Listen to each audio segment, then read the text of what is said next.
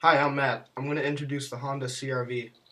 In this video, I'm going to talk about the CR-V's history, and I'm also going to talk about a model that I think would fit in Honda's category of vehicles for this year. Let's get started. So the first model was introduced in Japan during the year of 1995, and the first design of it was introduced by Hiroyuki Kowace. So you're probably wondering why they called it the CR-V. The CR-V stands for Comfortable Runabout Vehicle. So the name was an abbreviation. What type of people did this car attract? This car was great for an average family of 5, being economic, safe, and reliable. Honda even put a fold-out table in it. Why did they think people would buy it? The car had a lot of room and it was great on gas. It got about 23 to 24 miles a gallon. It had its own unique look to it. The CR-V sat up high and it contained four-wheel drive, meaning you could drive it almost anywhere. It also had a front and rear plastic bumper, so it wouldn't chip. People also had the choice to get either a standard or automatic transmission in the car. In 1995, they put the CR-V in the Honda Verno dealerships. Then the car went to the American markets. It was presented in the Chicago Auto Show during the year of 1996. In the following year, they started to sell models in America. The Honda CR-V also became a European car in Australia and Asia. The European models had chrome on the front with headlights attached. Overall, American and European models weren't that different. The motor had a 2.0-liter four-cylinder B20B, producing 126 horsepower with 133 foot-pounds of torque. In the following 3 years of the car's production, they kept the same body style with the same motor. But they still made minor changes to the car like colors, wheel rims, door hinges, and some had stretched out spoilers, also with roof racks. Through the years of 1999 and 2001, they enhanced the motor. This was because they got reviews saying the car was too big for the motor. So they had a 2.0-liter B20Z engine producing 147 horsepower with the same amount of torque. The second generation of these models consisted of cars from 2002 to 2006. The current body style was based off the Honda Civic. It had a K24A1 engine, producing 160 horsepower and 162 foot-pounds of torque. The car still maintained its great gas mileage because of its iVTEC system. This also made it handle better. In 2005, they had an EX trim package of the car. This new model had 16-inch wheels instead of 15-inch wheels.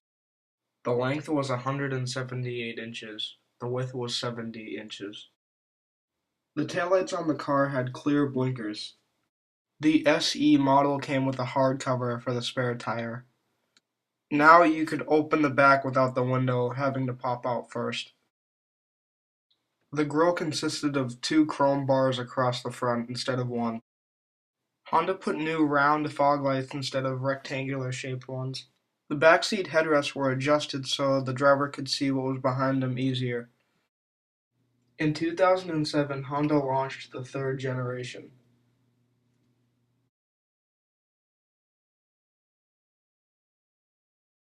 Honda made a big change having the trunk lift vertically. The spare tire was now in the floor of the car. Unlike the other models, the length was 177 inches, the width was 71 inches, and the height was 67 inches. The third generations were designed to be low and wide.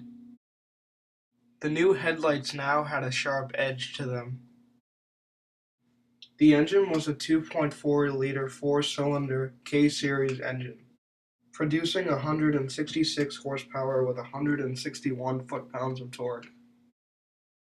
American models had a 6-speed automatic transmission.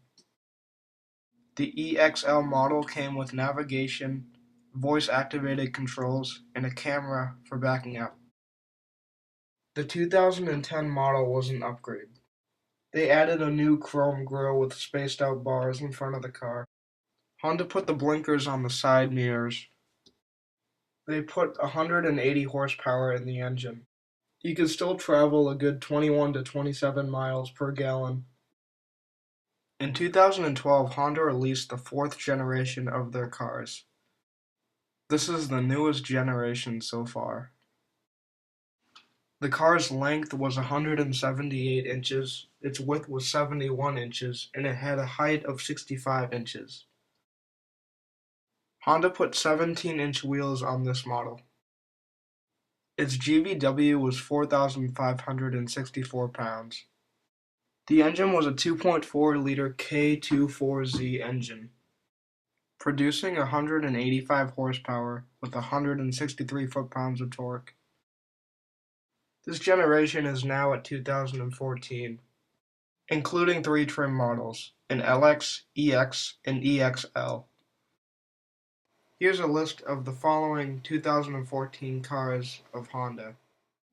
There's the CR-V, the Honda Accord, the Honda Civic, the Cross Tour, the CR-Z, the FCX Clarity, the Honda Fit, the Insight, the Odyssey, the Pilot, and finally the Ridgeline. Here's my design of a smart car based off the CR-V that can be put into the family. Introducing the Honda SR-V. It stands for Smart Runabout Vehicle.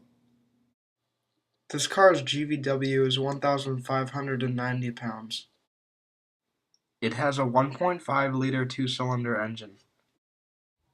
This produces 120 horsepower with 90 foot-pounds of torque. You should buy this car because it is very dependent on gas. This car is great for the city. It gets 40 miles to the gallon. People should buy this car because it's sporty and economic. It's blue with white pinstripes. As you can see, it has a front divided windshield, and the turn signals are located on the side mirrors. You can get this car in a 4-speed automatic or a 5-speed manual. This car has ABS braking with a rear wheel drive and has 15-inch wheels covered by fenders. The car's 0 to 60 test is only 5 seconds. The CR-V has gone a long way in history. From 1995 and still going strong, this car has advanced greatly. I'm Matt and I've approved this message. Thanks for watching.